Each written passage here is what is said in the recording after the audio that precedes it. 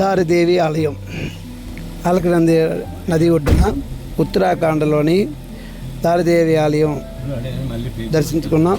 ఈమెను చార్ధామ్ ప్రాంత రక్షకురాలుగా కొలుస్తారు. ఈ విగ్రహం ప్రత్యేకత ఏమిటంటే ఒకే రోజులో 3 రూపాలు, ఉదయం బాలిక, మధ్యాహ్నం యువతి, సాయంత్రం వృద్ధురాలుగా మారుతుంది.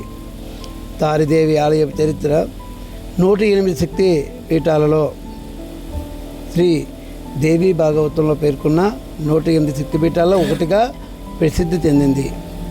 ఈ దేవతను స్వయంగా మహాకాళి అవతారంగా నమ్ముతారు.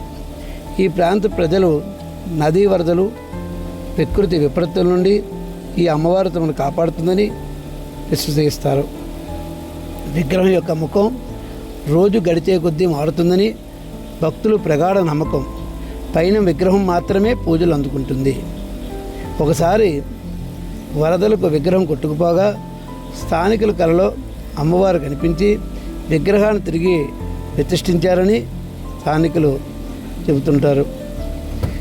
ఇది శ్రీనగర్ చార్ధామ్యతలో శ్రీనగర్ దగ్గరలో ఉన్నటువంటి ఈ ఆలయాన్ని ఈరోజు మేమందరం కూడా దర్శించుకోవడం జరిగింది.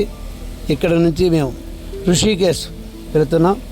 ఋషికేశ్ నుండి నేరుగా రేపు అందరూ కూడా వైజాగ్ చేరుకుంటాం.